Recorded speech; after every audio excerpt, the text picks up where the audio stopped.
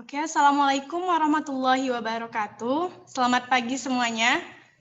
Waalaikumsalam warahmatullahi Waalaikumsalam wabarakatuh. Oke, baiklah pada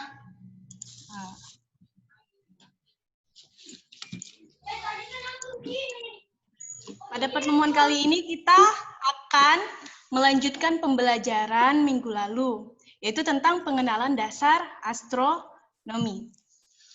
Nah, ya.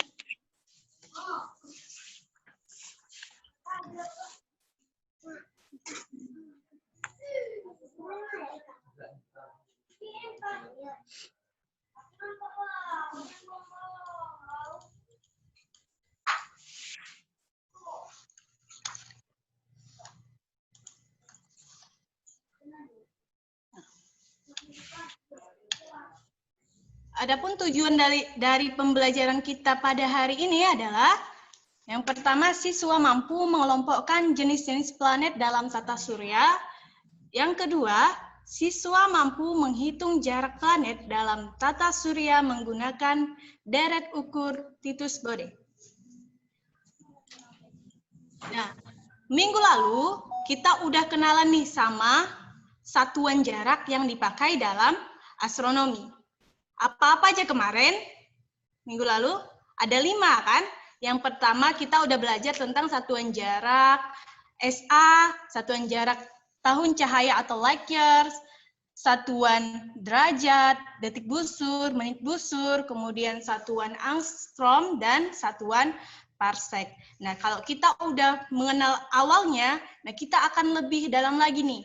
Nah, kita akan mencari tahu jaraknya. Kalau minggu lalu masih satuannya, nah kita di sini pembelajaran kali ini kita akan mengukur jarak planet dalam tata surya menggunakan deret ukur Titus Bode. Nah, deret ukur Titus Bode ini pertama kali diperkenalkan oleh John Daniel Titus sama John Bode. Mereka adalah astronom dari Jerman. Jadi mereka memperkirakan jarak dari planet-planet dalam tata surya bisa menggunakan deret ukur Titus Bode ini. Nah, gimana sih caranya? Namun sebelum itu, yang mau kita ukur adalah planet-planet yang ada di dalam tata surya. Berarti kita harus kenal dulu sama tata surya. Kan kalian waktu SMP udah belajar tata surya. Nah, di sini kita akan mereview kembali tentang tata surya dulu sebelum kita tahu jarak-jarak planet yang ada di dalam tata surya. Oke. Nah, apa sih tata surya? Tata surya merupakan susunan matahari dengan anggota tata surya yang mengitarinya.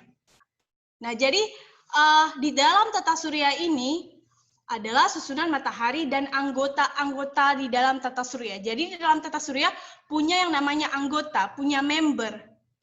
Nah, jadinya membernya siapa-siapa aja, yaitu si planet, si asteroid, satelit, meteorit, dan komet. Nah, inilah member-member atau anggota di dalam tata surya. Nah, masih ingat nggak kalian susunan-susunan planet dari yang terdekat sama yang terjauh? Coba kalian jawab pertanyaan ini dalam hati kalian. Masih ingat nggak waktu SMP kan kalian udah belajar nih tata surya? Coba ingat dan jawab dalam hati. Dah? Nah, coba kita lihat jawaban kalian benar apa nggak salah. Benar apa salah? Oke. Nah, di dalam tata surya, dari planet terdekat sampai yang terjauh. Oke, yang pertama, Merkurius, Venus, Bumi. Bumi ini disinilah kita tinggal, planet kita. Kemudian Mars. Yang kelima, Jupiter. Jupiter adalah planet terbesar dalam tata surya. Kemudian Saturnus, Uranus, sama Neptunus. Benar enggak jawaban kalian? Benar, Kayaknya Miss. benar. Dari wajah-wajahnya benar ya kan? Oke, kemudian anggota yang lainnya siapa aja lagi tadi? Asteroid. Jadi di sini asteroid. Asteroid terletak di antara lintasan orbit Mars sama orbit Jupiter. Kemudian komet. Komet yang munculnya sekali selama 76 tahun namanya komet Halley. Halley apa Halley? Nah, itulah dia ya. Nah, kemudian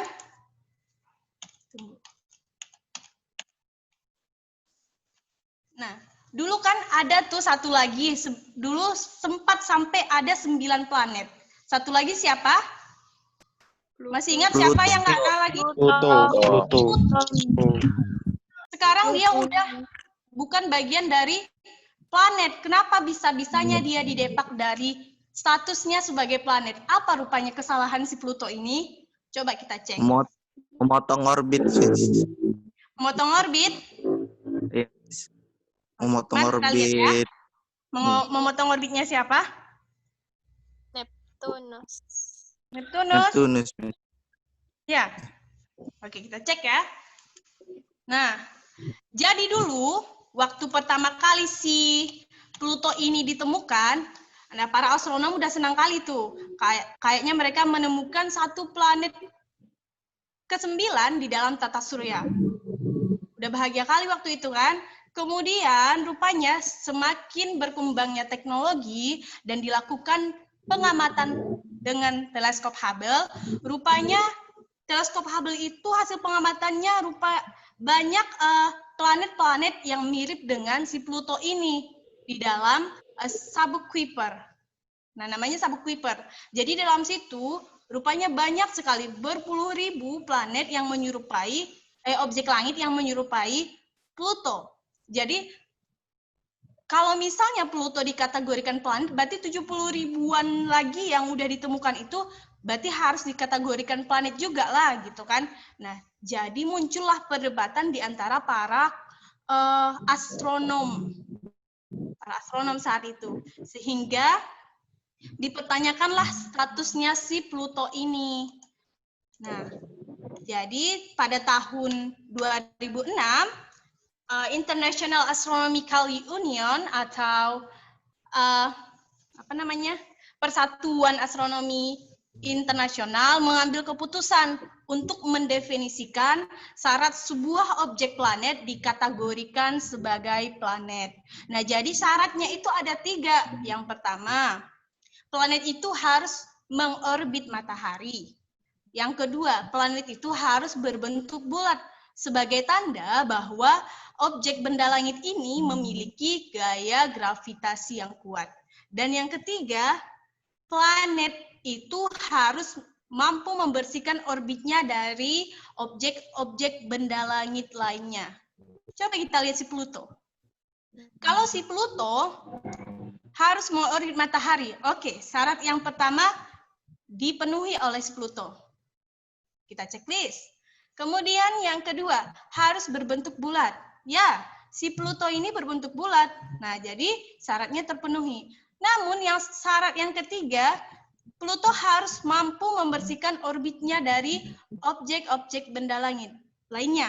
Jadi dalam orbit si Pluto ini, dia tuh nggak mampu untuk membersihkan objek-objek benda langit lain yang mengotori orbitnya. Jadi itu tandanya bahwa gravitasi si Pluto ini masih kurang, nggak terlalu besar gitu. Jadi status si Pluto sekarang dinamakan sebagai planet kerdil.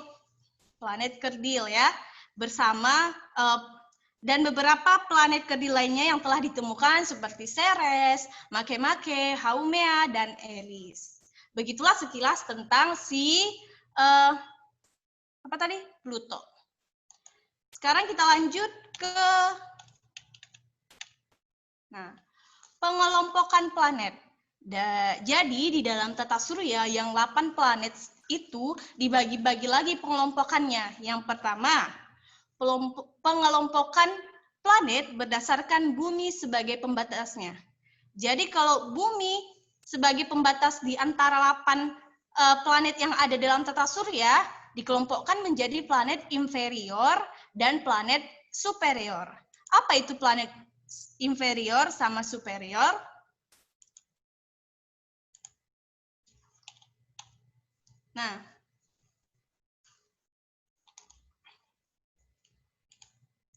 Nah, tadi kan superior sama inferior ini dibagi berdasarkan pembatas bumi. Jadi bumi di sini nih orbitnya. Dibagilah. Kalau misalnya planet inferior itu adalah planet yang orbitnya berada di dalam orbit bumi. Jadi di sini orbit bumi, yang ada di dalam orbit bumi adalah Merkurius sama Venus. Jadi member dari planet inferior adalah Merkurius sama Venus. Sedangkan superior adalah planet yang berada di luar orbit bumi. Kayak Mars, Jupiter, Saturnus, Uranus, dan Neptunus adalah planet superior. Kemudian yang kedua, kalau misalnya mengelompokkan planet berdasarkan asteroid sebagai pembatas, nah planet dikelompokkan lagi nih, ada dua juga, yaitu planet dalam dan planet luar. Nah, asteroid tadi berada di antara Mars sama Jupiter. Jadi, berarti inilah sebagai pembatasnya si asteroid ini. Yang dikategorikan sebagai planet dalam adalah planet yang ada di dalam orbit asteroid. Jadi dari siapa nih? Merkurius, Venus, Bumi, sama Mars adalah planet dalam.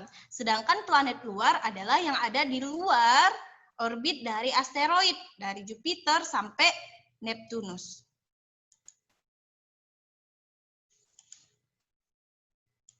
Kemudian yang ketiga nih, pengelompokan planet berdasarkan ukuran dan komposisi penyusunnya. Jadi kalau misalnya berdasarkan ukuran dan komposisi penyusunnya ada dua juga, yaitu terrestrial dan Jovian. Nah, kalau planet terrestrial itu adalah planet yang memiliki ukuran dan komposisi yang hampir sama dengan bumi. Jadi kayak di terestrial ini berarti lebih dominan nih pembentukannya dengan bebatu-batuan. Kemudian planet Jovian memiliki ukuran dan komposisi yang sama dengan Jupiter. Jadi yang Jovian itu Jupiter, Saturnus, Uranus, dan Neptunus. Nah, ini penyusun planet ini adalah gas. Kalau yang tadi terestrial bebatuan, kalau Jovian itu penyusunnya adalah gas. Nah, begini. Oke. Cukup segini dulu review tentang tata suryanya. Nah, tadi kita tujuannya adalah mengukur jarak planet-planet yang ada di dalam tata surya. Nah, minggu lalu kan kita bilang nih kalau misalnya jarak bumi ke matahari 1 SA. Jarak Mars ke matahari 1,62 SA. Gimana sih cara menentukan jarak tersebut, kok bisa segitu hasilnya gitu kan? Nah, salah satu metode yang digunakan untuk mengukur jarak dari satu planet ke matahari dengan cara tadi, yaitu deret ukur Titus Bode. Nah, planet-planet dari matahari dengan ukuran terdekat antara lain. Pertama tadi Merkurius, Venus, Bumi, Mars, Jupiter, Saturnus, Uranus, Neptunus, dan Neptunus. Nah, jadi si Titus Bode ini memperkirakan bahwa jarak planet ke matahari dalam tata surya bisa digunakan dengan deret ukur Titus Bode, yaitu dari 0, 3, 6, 12, 24. Ini mudah kali. Nah, kalau misalnya yang pertama itu Merkurius, berarti nilai N-nya nanti itu sama dengan 0. Di sini 0. Kemudian untuk yang kedua, 3. Kemudian yang ketiga itu tinggal dikali 2. 3 kali 2, 6. 6 kali 2, 12. 12 kali 2, 24. 24 kali 2, 48. Dan begitu seterusnya sampai planet terakhir. Gitu. Nah, ini adalah deret ukurnya. Kemudian ada lagi. Kan yang ditanya tadi jaraknya. Ini deret ukurnya, kemudian jaraknya pakai rumus yang ini. D ini menyimbolkan jarak rata-rata planet ke matahari, tapi harus dalam satuan SA atau AU. Nah, kemudian inilah rumusnya. D sama dengan N ditambah 4/10. N disinilah tadi yang kita gunakan sebagai deretnya. Kalau misalnya Merkurius, berarti D sama dengan, karena tadi deret di Merkurius 0, berarti di sini 0 tambah 4/10. Berarti 4 bagi 10 hasilnya sekitar 0,4. 0,4. Pintar. Dah, itu juga dengan planet yang lainnya. Kalau misalnya bumi berapa jaraknya? 1 SA. Coba kita cek ya. Bumi berarti N-nya sama dengan berapa bumi? 6. Bumi 6. Berarti 6. 6, N-nya 6. Berarti 6 tambah 4, 10. Ya kan? Berarti 10 bagi 10 hasilnya 1 SA. SA. Bisa ya? Dan keakuratan deret Titus Bode ini hanya sampai planet Uranus. Jadi cuma sampai planet Uranus. Nah, kalau untuk menghitung ke Neptunus nggak bisa lagi pakai metode ini. Jadi hanya sampai planet Uranus ya. Ini yang harus kita ingat. Oke, kita ke contoh soal. Nah, jika 1 AU 150 juta kilometer, perkirakanlah jarak rata-rata planet Mars dari matahari menurut deret ukur Titus Bode. Siapa yang bisa menjawab? Saya, Miss. Apa tuh? Baru Marpong saya. 240 juta kilometer, Miss. 240 juta kilometer. Kalau dalam satuan AU-nya berapa hasilnya? 1,6. Pakai deret ukur Titus Bode. 1,6 SA. Kita cek ya. Berapa tadi? Berapa juta? 240 juta. 240 juta. Kita cek dulu nih. Betul apa enggak sih, Rozi? Oke. Planet Mars, N-nya tadi 12 kan? 12. Dari deret ukurnya. Kemudian kita buatlah N-nya 12 tambah 4 bagi 10. Berarti 16 bagi 10, 1,6 AU atau 1,6 SA.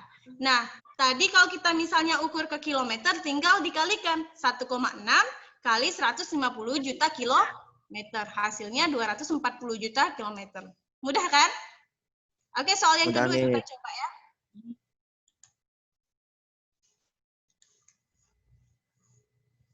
Perkirakan jarak rata-rata planet Venus dari matahari menurut deret ukur Titus Bode nyatakan dalam satuan AU. Siapa yang bisa jawab? Saya, Miss. Siapa lagi tuh? Pak Roji juga, Miss. Pak Rozi lagi. Yang lain nah? Yang lainnya? Jangan Rozi aja lah. Siapa lagi yang bisa?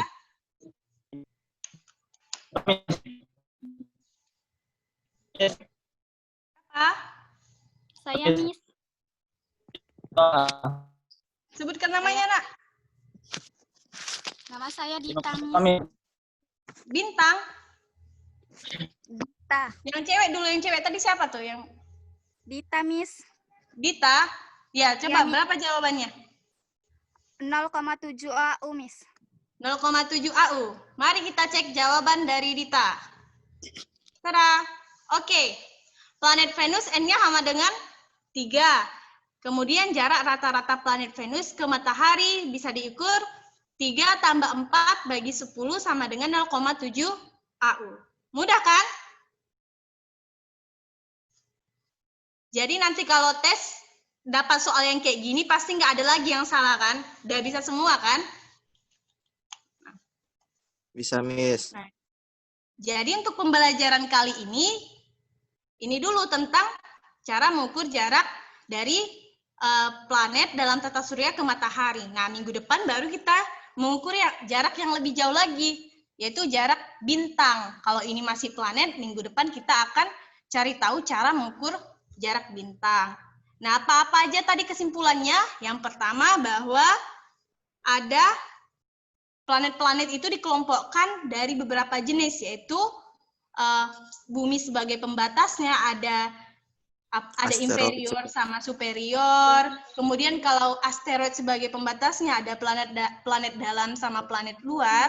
Dan yang ketiga, pengelompokan planet berdasarkan komposisi dan ukurannya, yaitu terrestrial sama Jovian. Jovian.